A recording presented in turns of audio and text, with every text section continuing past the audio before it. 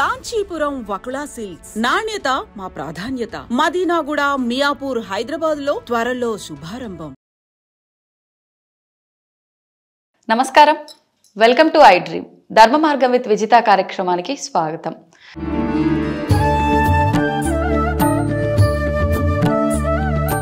అయితే రామాయణం నుంచి మనం ఏం నీతి నేర్చుకోవచ్చు? ప్రస్తుతం మనందరం కూడా రామాయణ మహాభారతాల నుంచి ఎంతో కొంత పెద్దవాళ్ళ మాటల ద్వారా తెలుసుకుంటూనే ఉన్నాం, వింటూనే ఉన్నాం. నిజంగా అసలు మనం నిత్య జీవితంలో ఉండే విధానం ఏ రకంగా ఉండాలి? రాముడు అనుభవించిన వనవాసము, సీతమ్మ వారి దూరము, ఇదంతా సంబంధించి మనం నిజంగా రకరకాలుగా మాట్లాడుకుంటున్నాము. అసలు నిజంగా దాని నుంచి మనం మంచి నీతి అనేది ఏం నేర్చుకోవచ్చు? ఇలాంటి మంచి మంచి విషయాలు ఇప్పుడు స్వామీజీతో మాట్లాడి తెలుసుకునే ప్రయత్నం చేద్దాం. ప్రస్తుతం మనతో పాటు ఉన్నారు మైసూర్ అవధూత దత్తపీఠ ఉత్తరాధిపతులు పరమ పూజ్య శ్రీ దత్త విజయానంద తీర్థ స్వామీజీ గారు మనతో పాటు ఉన్నారు. ఇప్పుడు వారితో మాట్లాడి ఈ విషయాలన్నింటి గురించి కూలంకషంగా తెలుసుకుందాం. నమస్కారం స్వామీజీ. స్వామీజీ, ఇందాక మీరు కూడా చెప్పడం జరిగింది, మనం షూట్ చేయడానికి ముందు యోగా వాసిష్టం చేసుకునే టైము ఇది నాది అని చెప్పి గత 10 సంవత్సరాలుగా చేస్తున్నాను అని చెప్పారు. అంటే ఎప్పుడు కూడా ఈ గంట సమయాన్ని మీరు దానికే కేటాయించాల్సిన టైంని మాకు కేటాయించారు షూట్ కోసం, అది కూడా పక్కన పెట్టి 10 సంవత్సరాలుగా మరవకుండా చేస్తున్నారు అని అంటే దాని వెనకాల ఏదో ఆంతర్యం ఉంటుంది అనిపిస్తుంది. స్వామీజీ, ఏంటది తెలుసుకోవచ్చా?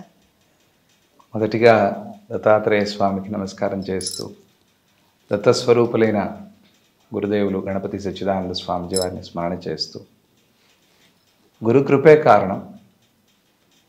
స్వామిజీ వారు ప్రతిరోజు ఏదైనా విషయంలో మాట్లాడాలి అని చెప్పారు.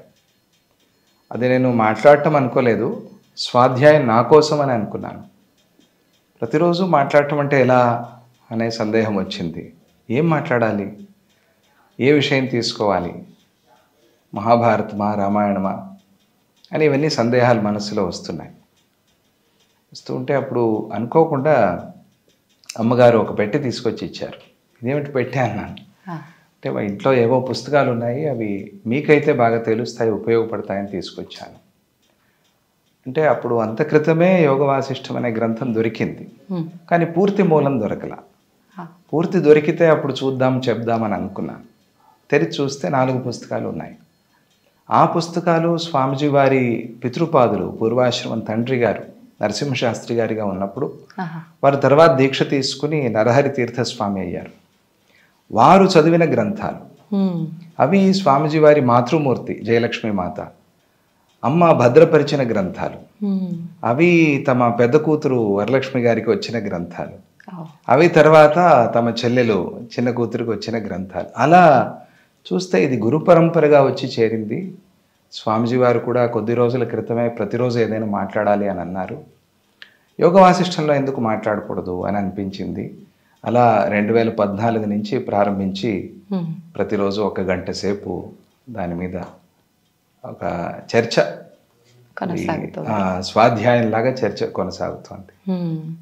స్వామిజీ, అసలు దాంట్లోంచి మేమేమైనా మంచి మాటలు నేర్చుకోవాలి అని అంటే అసలు అది ఏంటో తెలుసుకోవాలి అని అంటే ఏం తెలుసుకోవచ్చు స్వామీజీ? యోగ వాసిష్టం అనేది ఆఖర గ్రంథం. సముద్రంలో లేనిది లేదు.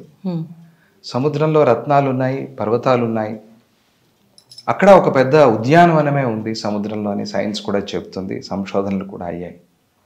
అటువంటి సముద్రం ఆ యోగ వాసిష్టం అనే గ్రంథం. అందులో అన్ని విషయాలు సమగ్రంగా, మనిషికి కావలసిన విషయాలన్నీ కూడా సమగ్రంగా చర్చ చేశారు.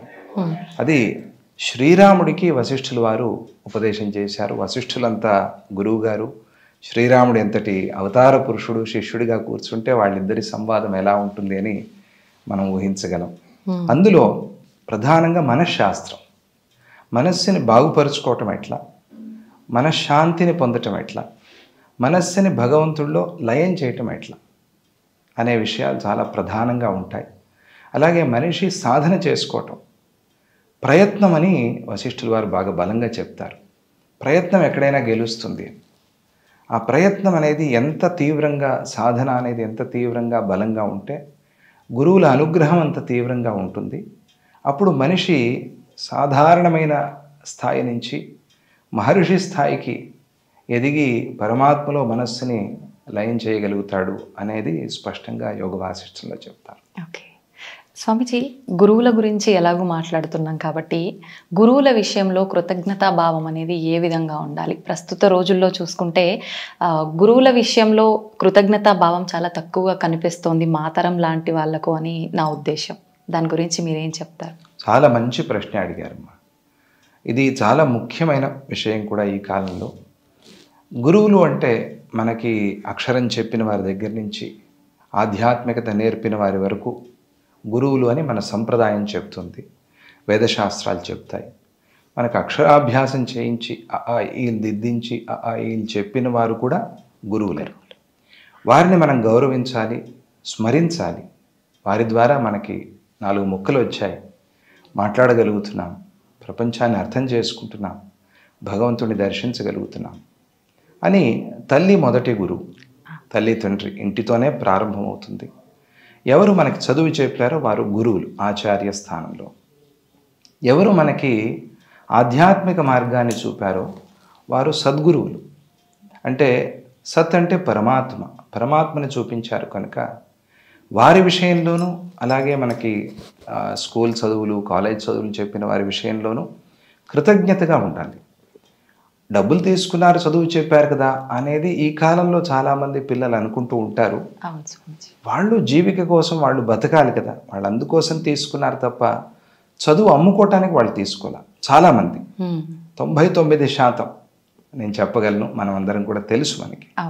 అటువంటి వాళ్ళ విషయంలో కృతజ్ఞత అనేది లేకపోతే భగవంతుడు కోపిస్తాడు. దాంతో ప్రమాదం అంటే భగవంతుడు కోపిస్తాడు. అంటే వాళ్ళని భగవత్ స్వరూపంగా చూడాలి. గురువు ఎప్పుడు భగవత్ స్వరూపం. అందుకనే మన సంప్రదాయం గురుర్బ్రహ్మ గురుర్విష్ణు గురుర్దేవో మహేశ్వర గురు సాక్షాత్ పరం బ్రహ్మ తస్మై శ్రీ గురవే నమః. బ్రహ్మ అంటే జ్ఞానాన్ని మనలో కలిగించేవాడు, విష్ణు అంటే ఆ జ్ఞానాన్ని నిలిపేవాడు, శివుడు అంటే అజ్ఞానాన్ని సంహారం చేసేవాడు, పరబ్రహ్మ అంటే మనకి జీవన్ముక్తినిచ్చేవాడు, మోక్షాన్ని అనుగ్రహించేవాడు. ఇవన్నీ కూడా మనం గురువులోనే చూస్తాం. అందువల్ల గురువు విషయంలో కృతజ్ఞత అనేది లేకపోతే, గురువు అనే కాదు ఎవరి విషయంలో మనం మేలు పొందినా కూడా వారి విషయంలో కృతజ్ఞత లేకపోతే భగవంతుడు కోపిస్తాడు, ధర్మదేవత కోపిస్తుంది. అందువల్ల కృతజ్ఞతగా ఉండాలి. కృతజ్ఞత అనేది పనికిరాదు. కృతజ్ఞుడు అంటే చేసిన మేలు మర్చిపోయేవాడు, పొందిన మేలు మర్చిపోయేవాడు. మనకి మేలు చేసిన వాళ్ళల్లో గురువు కన్నా గొప్పవాడు ఉండేందుకు సాధ్యమే లేదు. ఎందుకంటే ఇవన్నీ కూడా మనకి ఎలాగూ దొరుకుతాయి. భోజనం కానీ, జీవితం కానీ, బతకడానికి అందరూ ప్రయత్నం చేస్తారు. కానీ ఆ జ్ఞానం, తెలివి, ఆ చీకటి పోగొట్టి వెలుగు నింపటం మాత్రం అది గురువు వల్లే సాధ్యం. అందువల్ల ఆ గురువు విషయంలో నిరంతరంగా కృతజ్ఞతగా ఉండాలి. స్వామీజీ, గురువు లేనిదే మనకు నిజంగా ఒక మంచి మార్గం అనేది ఏర్పడదు, వాస్తవం అది. అయితే నిజంగా ఒక మంచి గురువుని ఎంచుకోవాలి అని అంటే మనలో ఉండాల్సిన మొదటి లక్షణం ఏంటి అసలు? ఫస్ట్ గురువుల్లో మంచి చెడు అనేది లేదమ్మా. గురువు గురువే. కానీ మీరు ఎందుకు ఈ ప్రశ్న అడిగారో అని నాకు అర్థమవుతుంది. ఇప్పుడుండే సమాజంలో కొన్ని విషయాలు, కొన్ని వ్యవహారాలు మనం చూసినప్పుడు ఇటువంటి ప్రశ్నలు మనకు కలుగుతాయి సహజంగానే. కానీ నేను ఎప్పుడూ అనుకుంటూ ఉంటాను, గురువుని మనం ఎంచుకోము, గురువే మనల్ని ఎంచుకుంటారు. భగవంతుడు గురుస్వరూపంగా వస్తారు. ఎలా వస్తామో వస్తామంతే. ఆ గురువు యొక్క పరిసరాల్లో చేరిపోతాం. అందులోకి మనం ఎలా వస్తామని తెలియకుండా వస్తాం. అది ఒకటి. గురువుని ఎంచుకోవాల్సి వస్తే గనక మనలో కొన్ని మార్పులు కనిపిస్తాయి ఆ గురువు సన్నిధికి రాగానే. అవన్నీ కూడా శాస్త్రంలో చాలా స్పష్టంగా చెప్పారు. ఆంజనేయ స్వామి అమ్మగారైన అంజనాదేవి, నాయనా నువ్వు రామనామ జపం చేస్తూ ఉండు, రాముడే వచ్చి నీకు దర్శనం ఇస్తాడు. అప్పుడు ఆంజనేయ స్వామి అడిగారు, నేను ఎక్కడో అడవుల్లో ఉంటాను, రావచ్చు నా దగ్గరికి, వచ్చినవాడు రాముడే అని నాకు ఎలా తెలుస్తుంది అని అడిగాడు ఆంజనేయ స్వామి. తెలివైనవాడు. అడిగితే అప్పుడు అమ్మ చెప్పింది, ఆయన ఏమీ కంగారు లేదు, ఆయన రాగానే నీకు తెలియకుండా నీ ఒళ్ళు పులకిస్తుంది, నీకు తెలియకుండా నీ కంటి నుంచి ఆనంద బాష్పాలు కారుతాయి, నీకు తెలియకుండానే నువ్వు నమస్కారం చేస్తావు, నీకు తెలియకుండానే ఇక నా జీవితం ఈయనతోనే అని నువ్వు అనుకుంటావు, సంకల్పం చేసేసుకుంటావు. ఆయనే నీ రాముడు, ఆయనే నీ ప్రభు అని అమ్మవారు చెప్పింది. చెబితే కిష్కింధలో ఒక చమత్కారం జరిగింది. వాళ్ళు ఆ ఋషిముఖ పర్వతం మీద ఉన్నారు. వస్తే అక్కడికి రాముడు లక్ష్మణుడు ఇద్దరు కూడా వచ్చారు. వస్తే వేషం మార్చుకుని వెళ్ళారు ఆంజనేయ స్వామి. కానీ ఎందుకురా ఇలా మార్చుకొచ్చాను అనే సందేహం ఉంది ఆయనలో. తెలియకుండానే ఆయన నమస్కారం చేశారు. రామచరిత మానసంలో దీన్ని విశేషంగా చెప్పారు. ఆయన తెలియకుండానే ఒళ్ళు పులకించింది. ఆయన తెలియకుండానే కన్నీళ్లు కారాయి. నమస్కారం చేశారు. స్వామి నువ్వే నా ప్రభు, మరైతే ఎందుకయ్యా వేషాలు వేసుకొచ్చావు అని రాముడు అంటారు. అంటే మా ప్రభువు సుగ్రీవుడు చెప్పాడు, అందుకని అలా వచ్చాను. అలా మనకు తెలియకుండానే ఈయన నా గురువు, ఈయనతోనే నా జీవితం అని అనుకుంటాం.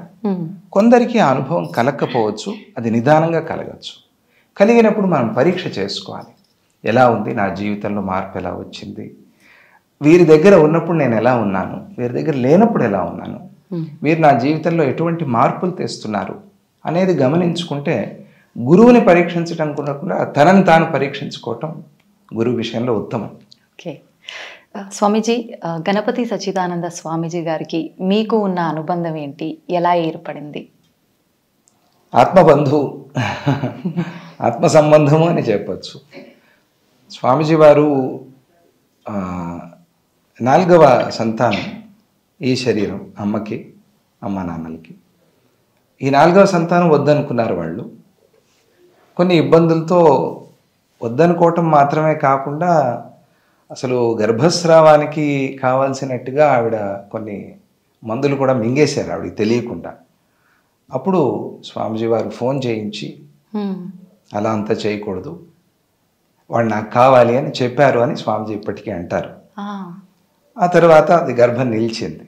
నిలిస్తే స్వామీజీ వారు చెప్పారు, పూర్వాశ్రమంలో చెల్లెలు, స్వామీజీ వారికి పూర్వాశ్రమంలో చెల్లెలు. స్వామీజీ వారు చెప్పారు, ఎక్కడ హాస్పిటల్లో ప్రసవం కాకూడదు, ఇంట్లోనే కావాలి, అది కూడా దేవాలయంలో కావాలి అని స్వామీజీ వారు చెప్పారు. అక్కడ ఒక చాముండి వనం అని ఉంది. స్వామీజీ వారి పెదనాన్నగారు అక్కడ అర్చక స్వామిగా చేస్తూ ఉండేవారు. వారింట్లోనే అమ్మగారు కూడా ఉన్నారు. అంటే కాన్పుకి అక్కడికి వచ్చారు. అక్కడే ఆ ఇంట్లోనే ప్రసవం అయింది. అయిన రోజే స్వామీజీ వారు వచ్చారు ఆశ్రమం నుంచి చూడటానికి, ఆ బిడ్డను చూడటానికి. వచ్చి తమ కాషాయ వస్త్రం కప్పారు బిడ్డ మీద. పక్కనే పెద్దమ్మగారు ఉండి, అలా కాషాయం కప్పకూడదు పిల్లలకి, తెల్లబట్టలే కప్పాలి అని అన్నారు. వీడు రాబోయే రోజుల్లో కాషాయం కట్టుకునేవాడే, అందుకనే ఇది కప్పాను అని అన్నారు స్వామీజీ. అని ఇదంతా స్వామీజీ అమ్మ చెప్పటం. ఆ తర్వాత అలా ఒక 7 సంవత్సరాల వరకు ప్రతిరోజు ఇంటి నుంచి ఆశ్రమానికి మైసూరుకి వచ్చి వెళ్ళటం ఇలా జరుగుతుంది. ఒకరోజు బొమ్మేపర్తి, జయలక్ష్మీపురం అంటారు ఇప్పుడు, అనంతపురం దగ్గర స్వామీజీ వారి తల్లి గారి ఇల్లది. అక్కడ స్వామీజీ వారు జయలక్ష్మీ మాత ఆరాధన చేస్తున్నారు.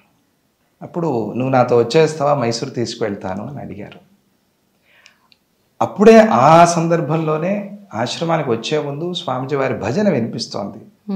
ఓ కాళహస్తి ఈశ్వరుడా అని ఒక భజన. అది ఆ భజన స్వామీజీ వారి ఆ కంఠధ్వని వింటూ ఎంత అద్భుతంగా ఉంది, ఈ కంఠం ఎప్పుడూ వింటూ ఉండాలి, వింటూ ఉండాలంటే ఏం చేయాలి అని ఆ చిన్నతనంలో మనస్సులో అనుకున్నాను, ఎవరికి చెప్పలా. 2 రోజులు అయ్యాక మైసూరు వస్తావా అని స్వామీజీ పిలిచారు. వస్తాను, అమ్మ నాన్న అనుమతి తీసుకుని వస్తాను అని అన్నాను. అమ్మ మీరు తీసుకెళ్ళండి అని అన్నారు. తర్వాత పూర్వాశ్రమం తండ్రి గారిని అడిగి మైసూరుకి వచ్చి అక్కడ వేదాధ్యయనం కోసం, అలాగే శాస్త్రాధ్యయనం కోసం అక్కడికి రావటం. ఇక 7 ఏళ్ల వయస్సులో వచ్చి ఈరోజు వరకు ఆ ఊరికి ఇంటికి వెళ్ళలేదు నేను. తర్వాత వెళ్ళలేదు, ఆశ్రమంలోనే ఉన్నాను 7 ఏళ్ళ నుంచి.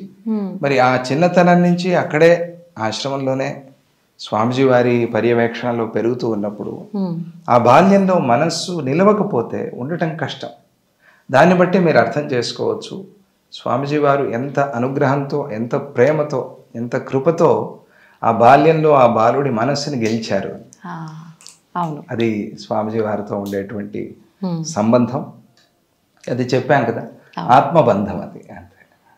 స్వామీజీ, మళ్ళీ ఆ గ్రామానికి మీరు వెళ్ళనే లేదు అన్నారు. మరి తల్లిదండ్రులని కలవటానికి అలా వెళ్తూ వస్తూ ఉండేవారు? వాళ్ళే వచ్చి వెళ్తూ ఉంటారు.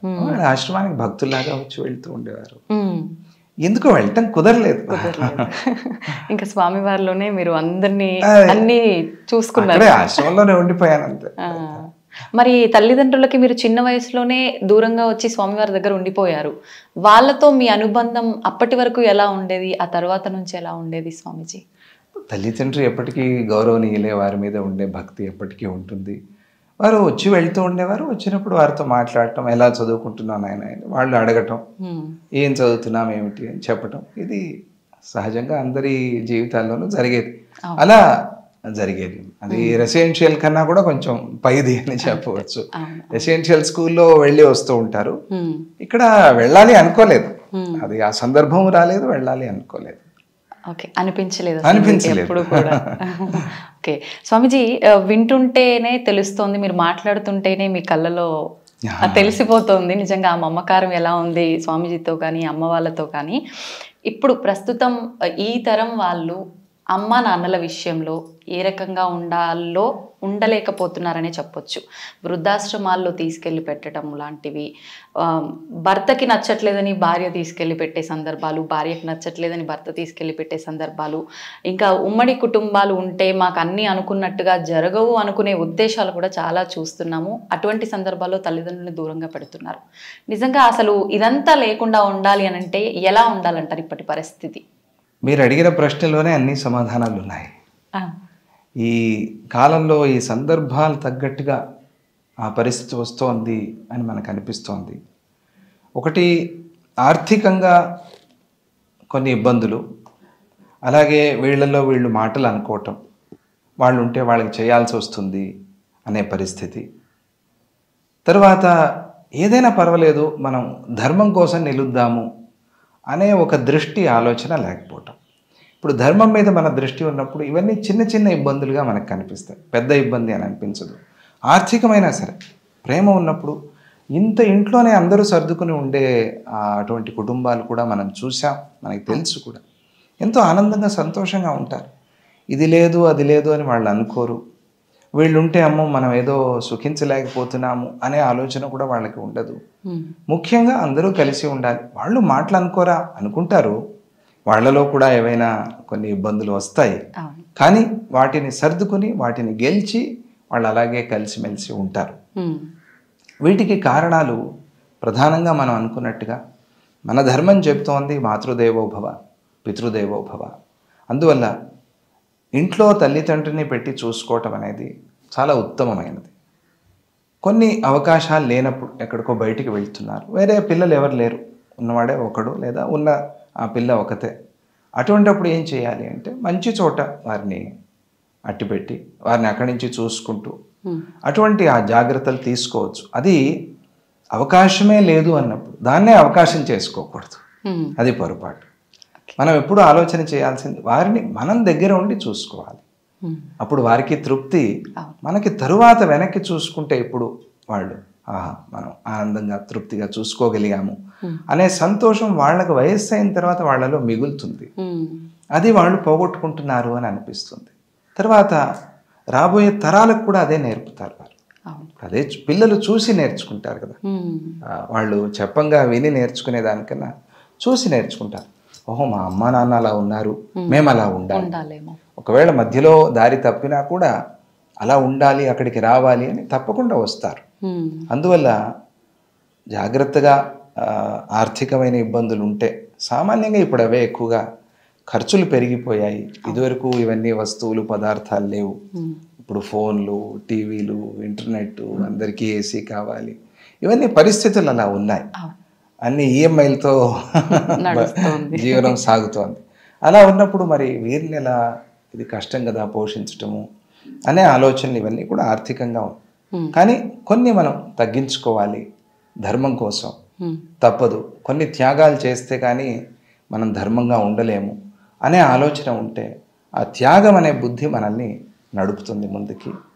మనకెప్పుడూ కూడా తల్లిదండ్రిని అట్టిపెట్టుకుని దగ్గరగా చూసుకోవటం అనేదే మన పద్ధతి తప్ప దూరంగా పంపించడం అనేది మన పద్ధతి కాదు, మన సంప్రదాయం కూడా కాదు, అది మంచిది కూడా కాదు. అందరూ కలిసిమెలిసి ఉంటే వారి అనుభవం పిల్లలకి చాలా బాగా ఉపయోగపడుతుంది, అది చాలా ముఖ్యమైనది.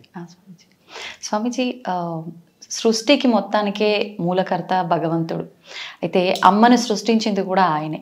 కానీ అమ్మని మించిన దైవమే లేదు అని చెప్తుంటారు. అంటే భగవంతుడి కన్నా కూడా దైవం అమ్మనే ఎక్కువ అని అర్థమా? ఇది ఎలా తీసుకోవచ్చు అంటారు స్వామీజీ? అంటే భగవంతుడిలాగా మనం అమ్మని చూడాలి. అంతే. మాతృదేవో భవ అంటే అక్కడ దేవుణ్ణి తీసేయలేదు కదా, అవును, భగవంతుని తీసేయలేదు కదా. జనని జగజ్జనని, జగజ్జనని అనే ఆ తల్లి, అమ్మలగన్న యమ్మ, ముగురమ్మల మూలపుటమ్మ, ఆ తల్లి ఉన్నది. ఆ తల్లి వీళ్ళందరినీ కూడా సృష్టి చేసింది. ఈ తల్లి ద్వారా మనం నిమిత్తంగా వచ్చాం. ఈ తల్లి లేకపోతే మనకి జన్మ వచ్చేది కాదు. భగవంతుడు ఉన్నాడు కదా, భగవంతుడు సృష్టి చేస్తాడంటే చేస్తాడు, కానీ మనం అలా రాలేదు కదా, మనం తల్లి ద్వారానే వచ్చాము. కనుక తల్లిని మనం ఆ అమ్మగా చూస్తూ, అంటే రాజరాజేశ్వరి మాతగా చూస్తూ, ఆ తల్లి మీద ఎంత భక్తి పెట్టామో అంత భక్తి ఇక్కడ కూడా ఉంటే ఆ భక్తియే మనల్ని ఆ తల్లిని చేరుస్తుంది.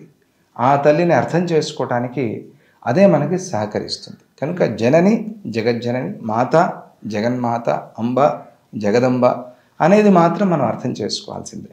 మాతృదేవోభవ అన్నప్పుడు తల్లి దేవుడు అని చెప్పటం వేదం యొక్క అభిప్రాయం కాదు. అందరూ అలాగే అనుకుంటారు, తల్లి దేవుడు అని వేదం చెప్పింది, అలా చెప్పలా. వేదం ఏం చెప్పింది అంటే ఇందులో ఒక సమాసం ఉంది. సమాసం అంటే తెలుసు కదా, చిన్నప్పుడు అందరూ స్కూల్లో చదువుకునే ఉంటారు. మాతా దేవ యస్య సహ మాతృదేవ అని దాని అర్థం. అంటే తల్లియే దేవుడిగా కలిగిన వాడివి నువ్వు కావాలి అని అభిప్రాయం. తల్లియే దేవుడు అని చెప్పలా. అదే మాతా దేవ అని చెప్పి ఉండేది వేదం, అలా చెప్పలా, మాతృదేవ అని చెప్పింది. అంటే నీకు తల్లి దేవత కావాలి, అంటే దేవుడు లేడు అని అక్కడ చెప్పలా. ఆ దేవుడిని అర్థం చేసుకోవటానికి, ఆ తల్లిని అర్థం చేసుకోవటానికి ఈ తల్లిని నువ్వు బాగా భక్తిగా చూసుకోవాలి అని మాత్రం వేదం మనకి చెప్పింది. స్వామీజీ, మీరు ఎన్నో రకాల పుస్తకాలు రాశారని చెప్పి, కావ్యాలు కూడా రాశారని చెప్పి విన్నాము. వాటి గురించి? అవి నేను రాశాను అనటం కన్నా అవి నాతో గురువులు రాయించారు లేదా అమ్మ పలికించింది అని చెప్పవచ్చు. అది నేను రాశాను, నేను ఇప్పుడు కూర్చుని నేను ఎప్పుడు రాశాను అని నేను అనుకోను. ఏవైనా కొన్ని వచ్చాయి అని అంటే కనుక అది గురుకృపతో, ఆ భగవంతుడి ఆశీస్సులతో వచ్చాయి. స్వామీజీ, సంపూర్ణ రామాయణం ఆడియో రికార్డ్ చేశారని చెప్పి కూడా విన్నాము. ఎందుకు అనిపించింది మీకు అలా ఆడియోలో రికార్డ్ చేసి పెట్టాలని చెప్పి? అంటే సంస్కృతం అంటేనే భయపడుతున్నారు. మూలం నిలవకపోతే మనకి రాముడు తెలుసు, కానీ రాముడు ఎలా ఉన్నాడో, రాముడు ఏం చేశాడో పూర్తిగా తెలియదు. తర్వాతి రోజుల్లో రకరకాలుగా రామాయణం మారిపోయింది. ఇలా మారటానికి అనేక కారణాలు. వారు భక్తిగా ఆయా కథలు చెప్పుకుంటూ రాముడి గురించి భక్తిగానే చెప్తారు. కానీ కొన్ని విషయాలు మూలం మనం చూడకపోతే పెడదారి పట్టేటువంటి అవకాశం ఉంది. అందువల్ల మూలం అనేది నిలవాలి. 24,000 శ్లోకాలు వాల్మీకి మహర్షి మనకు అందించారు గాయత్రి మంత్ర స్వరూపంగా. ఆ శ్లోకాలన్నీ నిలవాలి అంటే ఇప్పుడు సంస్కృతం అంటే భయపడే పరిస్థితిలో ఒక శ్లోకం చెప్పాలంటేనే భయపడుతున్నారే, మరి 24,000 శ్లోకాలు ఎలా చెప్తారు? స్వామీజీ వారు శతశ్లోకి రామాయణం అని రికార్డ్ చేశారు. అదే సంక్షేప రామాయణము అని అంటారు. అంటే నారద మహర్షి వాల్మీకి మహర్షికి 100 శ్లోకాల్లో రామాయణం చెప్పారు. అది చెప్పుకుంటే పూర్తిగా రామాయణం చేసిన ఫలం వస్తుంది మనకి. అందులో రామాయణం అంతా కూడా సూక్ష్మంగా చెప్పారు. దాన్ని స్వామీజీ వారు రికార్డ్ చేశారు. చేసి కొన్ని కోట్ల సార్లు పారాయణ చేయించారు స్వామీజీ. శతశ్లోకి రామాయణం యజ్ఞం కూడా జరిగింది అయోధ్యలో, కోట్ల సార్లు పారాయణ అయిన తర్వాత.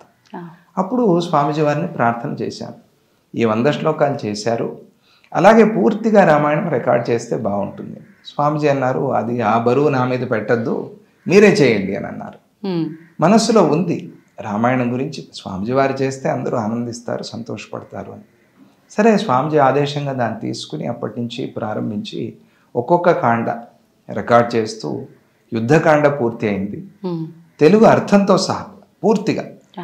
అందులో ఆ శ్లోకానికి ఏమి అర్థం చెప్పారో ఆ పూర్తి అర్థంతో పాటుగా శ్లోకాలు కూడా పూర్తి శ్లోకాలే అని అనుకున్నాను, కానీ తెలుగు అర్థం లేకపోతే అందరూ ఇబ్బంది పడతారని చెప్పి తెలుగు అర్థంతో పాటుగా రికార్డ్ చేస్తూ యుద్ధకాండ వరకు వచ్చాము. ఉత్తరకాండ రికార్డ్ అవ్వాల్సి ఉంది. రామాయణం నుంచి ఒక 4 మంచి మాటలు అందరికీ అర్థం అవ్వాలి, వాళ్ళ జీవితంలో చిన్న మార్పు అయినా మొదలవ్వాలి అంటే ఏం చెప్పచ్చు స్వామీజీ? రాముడు అంటే సత్యము ధర్మం. రాముడు అనగానే మనకు గుర్తొచ్చేది అదే. సత్యధర్మాల కోసం ఆయన అడవినే అయోధ్యగా భావించాడు. మనిషి సాధించాలి అని అనుకుంటే కష్టాలకు భయపడకూడదు. ఆ కష్టాలకి మనం ఎదురొడ్డి నిలిచినప్పుడు మాత్రమే సామాన్యుడు రాముడు కాగలడు. ఎప్పుడూ నేను మానవుడు అనే చెప్పాడు తప్ప ఆయన ఎప్పుడూ నేను దేవుడని చెప్పలా. దేవుడని మనం చెప్పాం.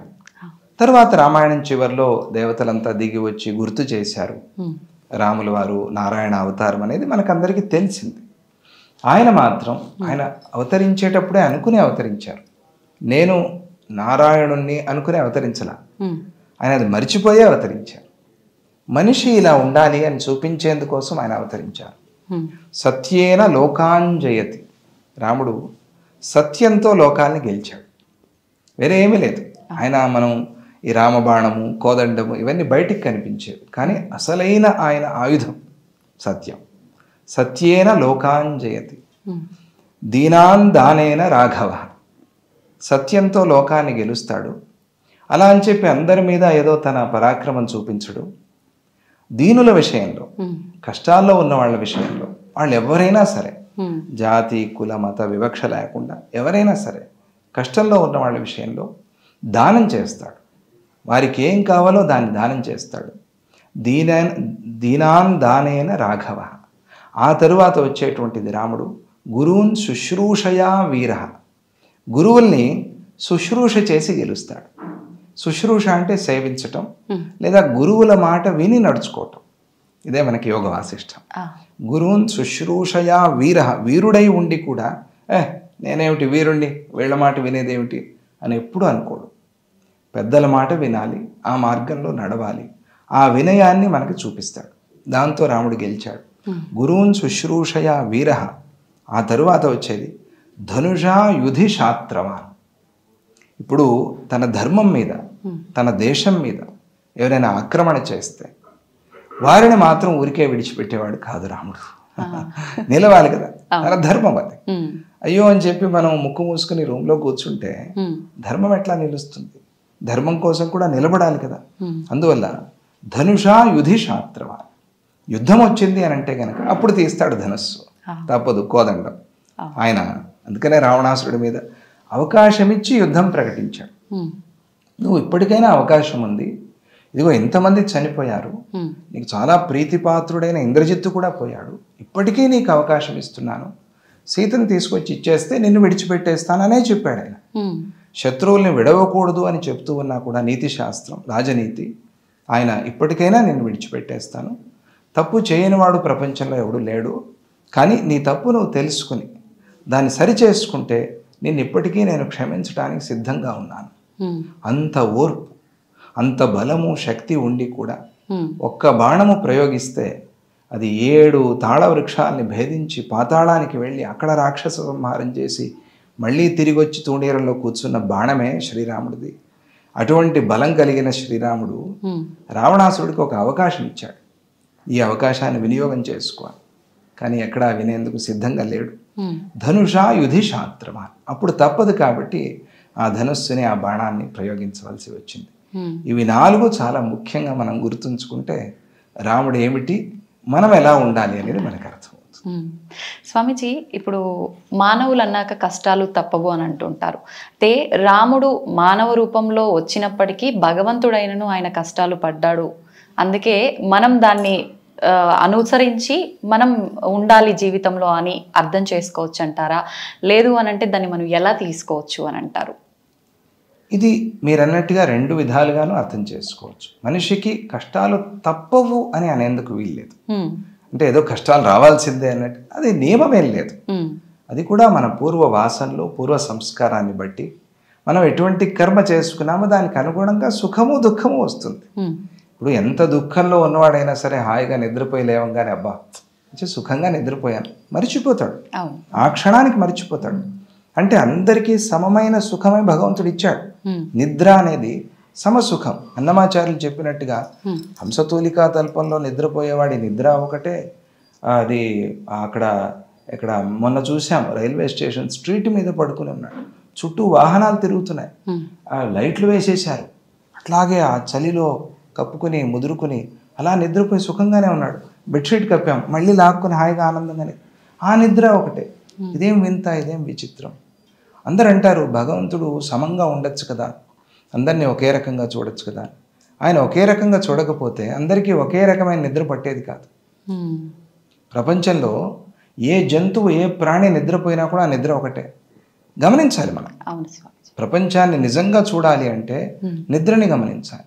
నిద్రపోయి లేచిన వాళ్ళు, అది ఏ పశు పక్షి ప్రాణి అయినా సరే, ఏ మనిషి అయినా సరే, ఉన్నవాడు లేనివాడు, చదువు ఉన్నవాడు చదువు లేనివాడు, ఎవరైనా నిద్ర ఒకటే.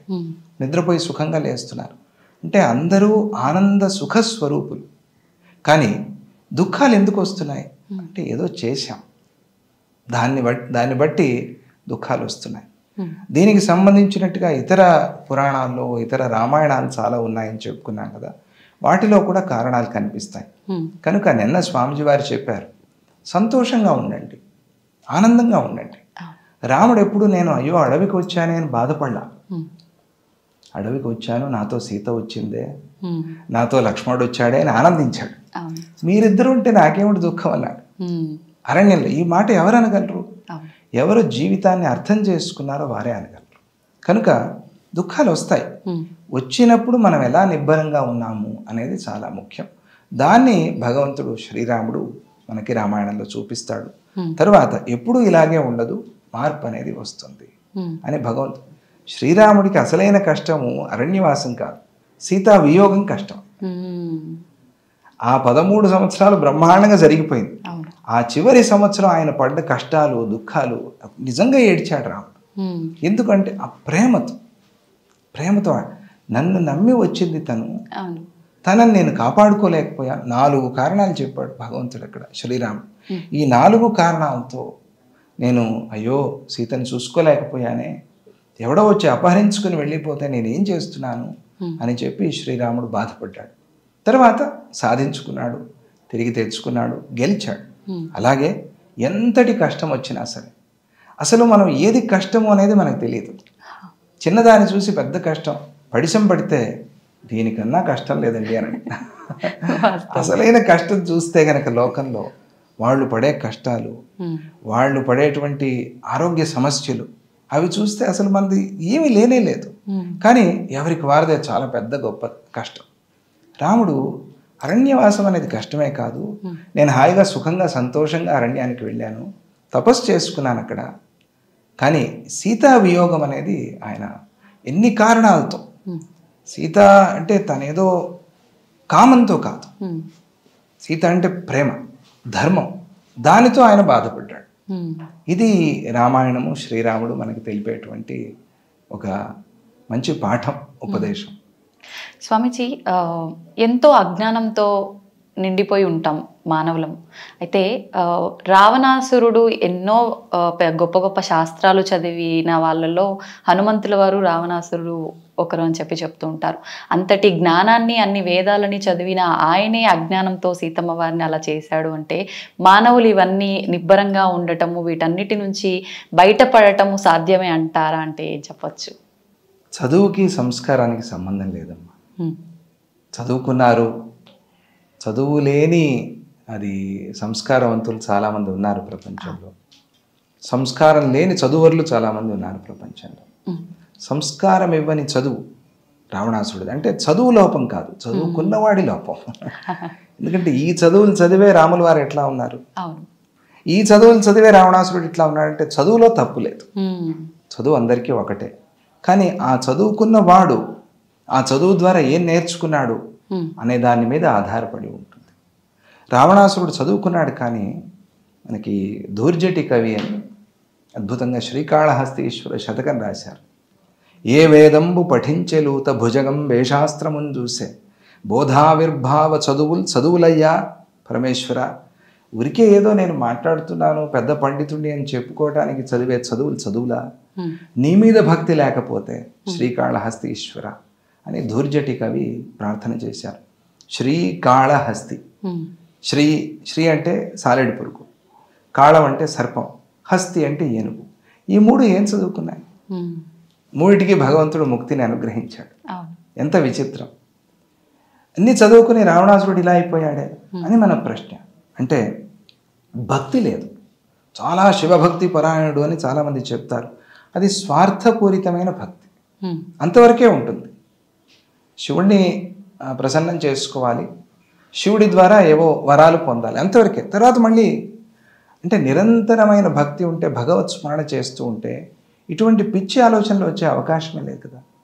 మరి రావణాసురుడికి ఇటువంటి పిచ్చి ఆలోచన ఎందుకు వచ్చింది అంటే, చుట్టూ ఉండేవాళ్ళు అలా ఉన్నారు, చెప్పే మాటలు అలా ఉన్నాయి, కావాలని చెప్పి రెచ్చగొట్టారు. శూర్పణఖ భర్తని రావణాసురుడే సంహారం చేశాడు. అది ఉత్తరాఖండలో వస్తుంది. విద్యుజ్జిహ్వుడు అని పేరు. అతన్ని యుద్ధం చేస్తూ చేస్తూ నా కత్తి తగిలింది, చూసుకోలేదు నేను, చనిపోయాడు అని చెప్పాడు. కానీ రావణాసురుడి యుద్ధ నైపుణ్యాన్ని చాలా పురాణాలు వర్ణించాయి. అంత గొప్ప వీరుడు చూసుకోకుండా తన సొంత బావగారిని చంపేస్తాడా అంటే దీని వెనకాల ఏదో కుట్ర ఉంది. ఈ విషయం శూర్పణఖకి తెలుసు. మా అన్న భర్తని చంపేశాడే అని మనస్సులో పెట్టుకుంది. సమయం కోసం ఎదురు చూసి. ఈ విషయం రామాయణంలో చెప్పరు, విద్యుజ్జిహ్వుడి కథ మాత్రమే చెప్తారు. మనం అర్థం చేసుకోవాలి. శూర్పణఖ అందుకేం చేసింది, వీడిని ఎలాగైనా సర్వనాశనం చేయాలి అని అనుకుంది. సమయం కోసం చూసి రాముడు వచ్చాడు, కంటపడ్డాడు. అక్కడ లేదు, లంకలో లేదు, వచ్చేసి అరణ్యంలో ఉంటుంది, ఖరదూషణాలతో ఉంటుంది. రాముడిని చూసి ఈ రాముడు ఒక్కడే సరి అయిన వాడు రావణాసుర సంహారానికి అని తను అనుకున్నది మనస్సులో. అనుకుని ఇవన్నీ ఒక నాటకాలు ఏవో ఆడి వెళ్ళి రావణాసురుడికి లేనిపోని మాటలు చెప్పింది. చెప్పి వీడు కామాంధుడు అని తెలుసు ఆమెకి. అందుకని సీతను వర్ణించి ఆ సీతను ఎత్తుకురా, ఎప్పుడు రాముడు యుద్ధానికి దిగుతాడు, ఎప్పుడు సంహారం చేస్తాడు అని అంటే, తనకి చాలా ప్రీతిపాత్రురాలైన సీతాపహరణం చేస్తే ఇది ధర్మాన్ని మీరి నడవటం కాబట్టి ఏ స్త్రీకి ఇలా అయినా కూడా రాముడు యుద్ధం చేసేవాడే. ఒక సీత కోసమనే కాదు, నీ స్థానంలో ఏ స్త్రీ ఉన్నా కూడా ఆ స్త్రీ కోసం నేను యుద్ధం చేసేవాడిని అని శ్రీరాముడు స్పష్టంగా చెప్పాడు. మరి అటువంటి ధర్మరాజు, ఆయన రామరాజ్యం అని అంటామే, అటువంటి ఆ రాజా రామచంద్రుడు యుద్ధానికి దిగటం కోసం ఏం చేయాలో ఇవన్నీ కూడా శూర్పణఖ చేసి రావణాసురుడికి ఇవి చెప్పింది, అపహరణం చేశాడు. దాని వెనకాల ఉండే కారణం ఇది. ఎందుకు ఆ మాటలు విన్నాడు అంటే, సరి అయిన భక్తి లేదు, సరి అయిన సంస్కారం లేదు, విపరీతమైన అహంకారం. దాన్ని దురహంకారము అని పిలుస్తారు. కొన్ని సందర్భాల్లో అహంకారం, ఇప్పుడు ఏదో ఎవరో మంచి పని చేస్తారు, మేము ఈ మంచి పని చేస్తాము, మాకు ఈ విషయంలో ఈ సబ్జెక్టులో మాకు గ్రిప్ ఉంది, హోల్డ్ ఉంది అనేది ఒక విద్యాహంకారం, అది సత్వాహంకారం. దానివల్ల ఇప్పుడు టీచర్లు నేనైతే ఈ సబ్జెక్ట్ బాగా చెప్తానండి అని అంటారు. అది తప్పు అహంకారం కాదు, ఒక మంచి అహంకారం. కానీ దురహంకారం, నాకు తప్ప వేరే ఎవరికి తెలియదు, నేను తప్ప ఎవరు సుఖంగా ఉండకూడదు, ఈ దురహంకారం రావణాసురుడికి ఉంది. అందువల్ల రావణాసురుడు పాడయ్యాడు. చదువుకి దీనికి సంబంధమే లేదు. చదువులో తక్కువ వాడే విభీషణుడు ఎంత మంచి మాటలు చెప్పాడు. 10 తలాలతో చదువుకున్నా కూడా రావణాసురుడు పడిపోయాడు. అలా ఆ సంస్కారము నేర్పని చదువు, మార్పు అనేది ప్రతిరోజు ఆ మార్పు మనం గమనించుకుంటూ, చదువు నన్ను ఎట్లా పెంచుతోంది, పిల్లలు కూడా అంతే, నాలో ఏ మార్పు వచ్చింది, ఈరోజు నేనేం మంచి ఆలోచన చేశాను, ఈరోజు నేనేం మంచి పని చేశాను, ఈరోజు నేనేం చెడు పని చేశాను, ఈరోజు నేనేం చెడు ఆలోచన చేశాను. ఈ ఆలోచన ప్రతిరోజు చేసుకోకపోతే చదువుకి, స్టూడెంట్గా ఉండటానికి, విద్యార్థిగా ఉండటానికి ప్రయోజనమే లేదు. అందువల్ల ఈ లోపల అది ఆత్మాన్వేషణ లేకపోతే ఆత్మవిమర్శ అనేది లేని చదువు అది ప్రయోజనం లేదు. అది రావణాసురుడిలో అది లేదు. స్వామిజీ, అవధూతల తత్వం అనేది ఎలా ఉంటుంది? అవధూత మనం ప్రత్యక్షంగా చూస్తున్నాం. గురుదేవులు గణపతి సచ్చిదానంద స్వామిజీ వారు అవధూత దత్తపీఠం అనే స్వామిజీ వారు స్థాపన చేశారు. అవధూతలకు అందరికీ కూడా ఆది గురువు దత్తాత్రేయ స్వామి వారు అవధూత గీత అనే ఒక గ్రంథాన్ని కూడా రచన చేశారు. అందులోనే అవధూత అనే ఈ పదానికి అర్థం కూడా వారు చెప్పారు. అక్షరత్వాత్ వరేణ్యత్వాత్ ధూత సంసార బంధనాత్ తత్వమస్యాది లక్ష్యత్వాత్ అవధూత ఇతీర్యతే అని అక్కడ. అక్షరత్వాత్ అంటే ఎప్పుడు ఏదో అయిపోతుంది, చచ్చిపోతాము, ఏదో లాస్ అయిపోతుంది, ఇటువంటి ఏ భయాలు లేకుండా ఈ నాశాలన్నీ కూడా ఈ దేహానికే. ఎవరికి ప్రపంచంలో ఆలోచన చేయండి, నేను లేను అనే అభిప్రాయం ఎక్కడా లేదు. ఎవరికైనా ఉందా? మీకైనా ఉందా? మీకైనా ఉందా? నేను లేను అని, నిన్న లేను, మొన్న లేను, ఆ మొన్న లేను, రేపు ఉండను అని కూడా మనం అనుకోలేము. ఇంపాసిబుల్ అది. ఎందుకంటే ఎప్పుడు ఉన్నాం. ఎప్పుడు ఎలా ఉన్నాము? ఆత్మస్వరూపంగా ఉన్నాం. నేనేమిటండి ఎప్పుడు ఉండటం ఏమిటండి అని అనుకోవచ్చు, కానీ ఈ దేహంగా లేము, ఆత్మస్వరూపంగా ఉన్నాం. ఈ ఆత్మస్వరూపాన్ని అర్థం చేసుకున్నవారు అవధూత. అక్షరత్వాత్, వారికి నాశనం లేదు. అందుకనే అవధూతులు ఎక్కడో ఉంటారు, ఎక్కడో దర్శనమిస్తారు. స్వామిజీ వారి చరిత్రలో కూడా మనం ఎన్నెన్నో అనుభవాలు భక్తుల ద్వారా తెలుసుకున్నాం. ఇది ఎట్లా సాధ్యం? ఇది ఏదో వాళ్ళ అనుభవం, వాళ్ళ భక్తి అని మనం అనుకోవచ్చు, కానీ అది ఒక యోగము, అది ఒక జ్ఞానశక్తి. అక్షరత్వం, ఆ పరమాత్మని ఆ రకమైన అనుభవానికి తెచ్చుకుంటే కనుక అక్షరత్వం అనేది సిద్ధిస్తుంది. ఈ పరమాత్మ యొక్క లక్షణాన్ని అర్థం చేసుకోవటం, దాన్ని అనుభవానికి తెచ్చుకోవటం. పరమాత్మ ఎప్పుడూ అక్షరుడే, కానీ ఆయన అక్షరుడు అని మనం తెలుసుకోవటం, తెలుసుకుని దాన్ని అనుభవానికి కూడా తెచ్చుకోవటం. పరమాత్మే సర్వము అయి ఉన్నప్పుడు నేను పరమాత్మనే కదా, నేను తప్ప నేను కాకుండా అని ఎక్కడా చెప్పలేదు కదా. అంతా పరమాత్మ, సర్వం కల్విదం బ్రహ్మ వేదం చెప్పింది. సర్వంలో నువ్వు లేవురా అని చెప్పిందా? లేదే. మరి మనం ఎందుకు అట్లా అనుకోవాలి? అజ్ఞానంతో అట్లా అనుకుంటున్నాం. కాబట్టి ఆ అజ్ఞానాన్ని దూరం చేసుకుని ఆ అక్షర స్వరూపాన్ని చూసిన వారు అవధూతలు. వరేణ్యత్వ, దీనివల్ల వాళ్ళకి ఏమవుతుందంటే వరేణ్యత అనేది వస్తుంది. వరేణ్యుడు అంటే సర్వశ్రేష్ఠుడు అని అర్థం. వాళ్ళు చెప్పుకోరు నేను సర్వశ్రేష్ఠుడిని, అది ఎలా వాళ్ళకి దొరుకుతుంది సమాజంలో. అంతే చూడంగానే వాళ్ళకి ఆ మర్యాద, ఆ గౌరవము, ఆ భక్తి. వరేణ్యత్వాత, దీనికి కూడా శాస్త్రీయమైన అర్థాలు చాలా ఉన్నాయి. ధూత సంసార బంధనాత్, వాళ్ళు తమ ఈ సంసార బంధాలన్నింటినీ కూడా దూరం చేసుకున్నారు. సంసార బంధం అంటే పెళ్ళి, పిల్లలు, జాబ్ ఇది మాత్రమే అని అనుకుంటారు చాలామంది. కాదు, జనన మరణాలు నాకు లేవు అని అనుకోవటం సంసార బంధం. నాకు ఉన్నాయి అనుకోవటం సంసార బంధం, లేవు అని అనుకోవటం మోక్షం. అంతే. నాకు జనన మరణాలు లేవు అని అనుకుంటే ఇవన్నీ ఎన్నున్నా ఇబ్బంది లేవు. సన్యాసికి, సంసారికి ఒకే కుటుంబం, సన్యాసికి ప్రపంచం అంతా కుటుంబం. ఆ మాట ఎందుకంటారు అని అంటే అందరినీ తమ పిల్లల్లాగానే, అందరూ తమ వాళ్ళలాగానే చూస్తారు. ఆత్మీయత అని, ఆత్మీయత అంటే అర్థం అది ఆత్మభావనతో చూస్తారు. కాబట్టి ఆ రకంగా దూత సంసార బంధనాత్. తత్వమస్యాది లక్ష్యత్వాత్, తత్వమస్యాది వాక్యాలు ఉన్నాయి. వాటి గురించి వేదం చెప్తున్నప్పుడు ఎవరిని చెప్తోంది అని అంటే ఇదిగో ఇటువంటి అవధూతల గురించి చెప్తోంది, గురువుల్ని గురించే చెప్తోంది. కనుక అవధూత ఇతీర్యతే.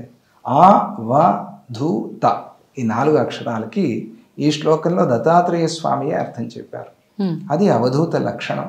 అటువంటి ఆ లక్షణాలన్నీ కూడా మనం పూర్తిగా పూజ్య గురుదేవులు గణపతి సచ్చిదానంద స్వామిజీ వారిలో చూస్తూ ఉన్నాం. అందుకనే ఆ అవధూతని అనుసరించి నడుస్తుంది. స్వామిజీ, యోగ వాసిష్ఠ్యం నుంచి యువతకు ఒక మంచి సందేశం ఇవ్వాలి అని అంటే ఏం చెప్తారు స్వామిజీ? ఏం చెప్పును, ఎన్ని చెప్పును. యోగ వాసిష్ఠం అంతా ఒక సందేశమే. యోగము వాసిష్ఠం, ఆ పేరులోనే సందేశం ఉంది. అందరూ యోగాభ్యాసం చేయాలి. వశిష్ఠుడు అంటే గురువు, చాలా గొప్ప స్థాయిలో ఉండేవారిని వశిష్ఠ అని అంటారు.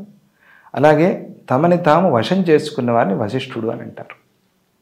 అందరికీ ఆ శక్తి రావాలి. తమ అధీనంలో తమ ఇంద్రియాలు ఉండాలి తప్ప ఇంద్రియాల అధీనంలో తాము ఉండకూడదు. మనం గుర్రం ఎక్కి కూర్చుంటాం, వాహనంలో కూర్చుంటాం, మన మీద వాహనం ఉండదు. ఇది యోగ వాసిష్టం మనకి చెప్పేది. అందరూ దాన్ని అర్థం చేసుకోవాలి, పాటించాలి. ఇంకా చాలా ఉన్నాయి. నాకు చాలా ఇష్టమైంది మోక్షద్వారే ద్వారపాలాః చత్వారః పరికీర్తితాః శమో విచార సంతోషః చతుర్థః సాధు సంగమః. ఈ శ్లోకం చాలా గొప్ప శ్లోకం. అందరికీ మోక్షం కావాలి అనే కోరిక ఉంటుంది. మోక్షం అంటే ఆ సందర్భంలో ఉండే కష్టం నుంచి బయటపడటం అని కూడా అనుకుంటూ ఉంటారు. నాకు దీని నుంచి ముక్తి వస్తే చాలరా అంటూ ఉంటారు. ఆ రకంగా కూడా అందరూ ఆ మాట వాడుతూ ఉంటారు. కానీ మళ్ళీ జన్మ మరణం అనేది లేకుండా ఈ చక్రం నుంచి బయటపడటం, దాన్ని మోక్షం అంటారు. ఏదైనా కూడా ఈ మోక్షం అనే ఈ భవనానికి 4 ద్వారాలు ఉన్నాయి. ఈ 4 ద్వారాలు శమం. శమం అంటే మనస్సుని మనం అధీనంలో ఉంచుకోవటం. మనస్సు కోతి పరిగెత్తుతూ ఉంటుంది. విచిత్రమైన కోతి, మామూలు కోతి కూడా కాదు. కోతి పిచ్చి పట్టిన కోతి, కళ్ళు తాగిన కోతి, తాటి చెట్టు ఎక్కి కూర్చున్న కోతి, తేలు కుట్టిన కోతి, దయ్యం పట్టింది దానికి. ఇటువంటి ఆ కోతి ఎలా ఉంటుందో మన మనస్సు కూడా అలాగే ఉంటుంది. దానికి దీనికి ఏమీ తేడా లేదు. అటువంటి ఆ మనస్సుని మనం మంచి వినటం, మంచి ఆలోచన చేయటం, మంచి సాధన చేయటం, లేదా మంత్రజపం చేయటం, యోగాభ్యాసం, ఇటువంటి వాటితో ప్రతిరోజు కొద్దిగా ఒక 10 నిమిషాలు, అరగంట, గంట వీలైనంత వాళ్ళ శ్రద్ధని బట్టి సాధన చేసుకుని ఆ మనస్సుని నిగ్రహించుకోవాలి. లేకపోతే ప్రయోజనం. మనస్సు పరిగెత్తిన చోటికల్లా వెళ్ళటము, లిజన్ టు యువర్ హార్ట్ అంటూ ఉంటారు. హార్ట్ ఈజ్ డిఫరెంట్, మనస్సు ఈజ్ డిఫరెంట్. రెండింటికి చాలా తేడా ఉంది, సంబంధం లేదు. కానీ పిల్లలు అట్లా కొంచెం ఆ విషయంలో అర్థం చేసుకోలేకపోతూ ఉంటారు. మనస్సుని మనం నిగ్రహించుకోవాలి. శమః విచార, మంచి విచారణ చేయాలి. ఏదైనా చేసే ముందు ఆలోచన చేయాలి. ఆలోచన లేకుండా ఏది చేయకూడదు. ఇక దిగాక దానిలోనే మళ్ళీ మళ్ళీ విచారణ చేసుకుంటూ ముందుకు వెళ్తూ ఉండాలి. అలా విచారణ అనేది చాలా అవసరం. ఆత్మ విచారణ కావచ్చు, ఇతరుల విషయంలో కావచ్చు. ఆ విచారణ అనేది ప్రతిరోజు ఏదో ఒక సద్గ్రంథం చదవటం కానీ, విద్యార్థులు కానీ, పెద్దలు కానీ మంచి మాటలు వినటం కానీ ప్రతిరోజు దాన్ని మనం ఆచరించటం విచారం. విచార సంతోష, సంతోషంగా ఉండాలి, ఆనందంగా ఉండాలి. ఆ ఆనందం అనేది లేకపోతే మన దగ్గర ఉండేదాన్ని మనం ఉపయోగించుకోలేకపోతాం. నా దగ్గర ఏమీ లేదు అని 10 రూపాయలు ఉంది, దాన్నే సరిగ్గా ఎక్కడ ఇన్వెస్ట్ చేయాలో తెలిస్తే అదే లాభం ఇస్తుంది. అది తెలియకపోతే నా దగ్గర 10 రూపాయలే ఉంది, ఏం చేస్తాను నేను, చాలామంది అనుకుంటూ ఉంటారు. ఆ 10 రూపాయలతో ఎవరికైనా కడుపు నింపొచ్చు. మనం ఒక 4 ఇడ్లీలు రావా, ఈ కాలంలో ఎన్ని వస్తాయో తెలియదు, కానీ అలా మనస్సు ఉంటే కనుక ఎంతైనా మనం చేయొచ్చు. సంతోషం, ఉన్న దాంట్లో తృప్తిగా సంతోషంగా ఉండటం. 4వది సాధు సంగమ, సత్పురుషుల సహవాసం. సత్సంగం అనేది చాలా ముఖ్యం. ఆ సత్సంగం చేయాలి, ప్రతిరోజు సత్సంగం చేయాలి, వీలైనప్పుడల్లా సత్సంగం చేయాలి. ఇవి 4 విద్యార్థులకి, పెద్దలకి, అందరికీ కూడా చాలా ముఖ్యమైనవి. ఈ శ్లోకం నేను ఎప్పుడూ అనుకుంటూ ఉంటాను. దీన్ని అయినంత ఆచరణ చేయడానికి కూడా ప్రయత్నం చేస్తూ ఉంటాను. ఇటువంటివి ఎన్నో యోగ వాసిష్టంలో కోకొల్లలు ఉన్నాయి. చాలా సంతోషం స్వామీజీ, మీ మాటల ద్వారా ఎన్నో మంచి మంచి విషయాలు నేర్చుకున్నాము. మా ప్రేక్షకులకు కూడా చాలా మంచి విషయాలు తెలియజేశారు. నిజంగా వాళ్ళ జీవితంలో చిన్న మార్పు అయినా మొదలవుతుంది మీ మాటల ద్వారా ఆశిస్తున్నాను స్వామీజీ. మీకు ధన్యవాదాలు చెప్పినా తక్కువే అవుతుంది. నా సాష్టాంగ ప్రణామాలు. చాలా సంతోషం. జై గురుదత్త. జై గురుదత్త.